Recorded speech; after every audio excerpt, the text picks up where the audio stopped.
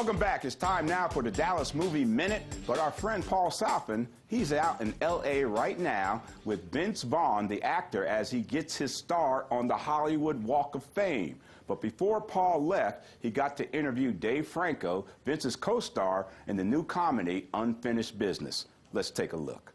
You know him from such movies as 21 Jump Street and Now You See Me.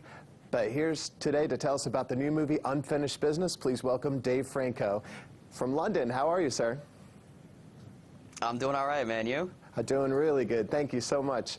So this movie, Unfinished Business, looks so much fun and looks a little bit extreme. Oh, good. And there's only so much that we know about this so far, but I know this is going to be one of those rough, hard R kind of comedies, right? Yeah. It definitely pushes the envelope. There's a lot of nudity, a lot of raunchiness, a lot of man love, a lot of everything you would hope from a hard R-rated comedy. Yeah. A lot of man love, huh? You know, platonic man love, but maybe a half step further. Yeah, quarter step further. I like it. So tell us a little bit about your character and how did you feel playing someone that's, you know, a little bit different, a little quirky, a little nerdy, as opposed to your usual cool guy role? Yeah, no, it was really fun to play something different. Also kind of terrifying, you know, to put yourself out on a limb just because trying something completely different, completely outside of yourself, and really going for it. And you know, I can't say until the very end I felt like entirely comfortable, just because you find things and you find just that it's just nice to stretch yourself. I don't know where I'm going with this. I'm just kind of rambling now, but I just hope people respond to it. It might be one of these things where people will never hire me again after this role, but I went for it and I'm proud of the movie, and there you go. Well, speaking of going for it, our host, Drew Pearson, famously caught the Hail Mary pass. And so we always ask people their Hail Mary moment or their go for it moment where they just kind of had to go for it and it worked out for them. What do you suppose that was for you? During this film? Or just in general, in life. Or just in life? Yeah. That's a good question. That is a good question. I mean, the obvious answer, and I wanted to find something a little more exciting, but the obvious answer is just kind of jumping into acting in the first place, just because I started when I was 19 and I had never done really any kind of performance of any sort, and so I remember kind of being thrown into this acting class, and I was auditing the class, so I was just watching that first day, and I remember the first people on stage, they start screaming and crying and hitting each other, and I'm thinking, like, you know, screw this, I don't want to be any part of this.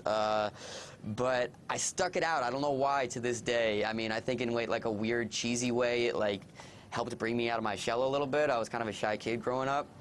But I can't say I liked it for a long time because I was so nervous getting on stage. But I think that was my Hail Mary moment, I guess, yeah.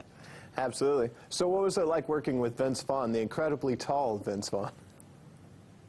Yes. The incredibly tall Vince Vaughn makes me look even shorter than I actually already am, which I think works for the character. But yeah, on screen he literally looks twice my height, which is not physically possible, but it's shocking. But Vince is incredible. I mean, you know, I've admired him for a really long time, and to be able to do a comedy with him where I was able to improvise with Vince Vaughn, it was insane. And he's a really collaborative comedian in the sense that, like, we really helped each other make our jokes better and better, and we wanted to make every scene, we wanted to max out just like the comedy in every scene. And so you know, I would try a line and he would come over and be like, you know what, take that and then add this little twist to it. And it was just, you know, he's brilliant, and I hope if I even helped him in the tiniest bit, that would be cool too. But it was really fun being on set with him. Good. Well, it's been really fun watching your career, and you've picked such interesting roles so far.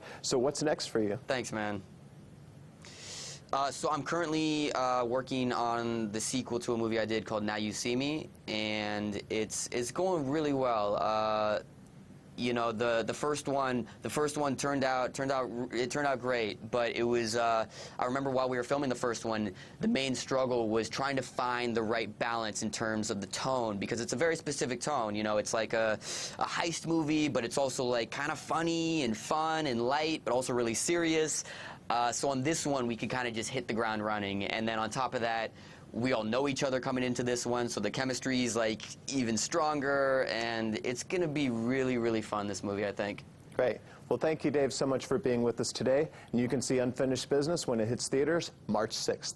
Thanks, Paul. Check out Cinemark.com to get your tickets to see Unfinished Business. Up next on Drew Pearson Live, we're sitting down with the lovely Dr. G, and she's going to tell us about emotional eating.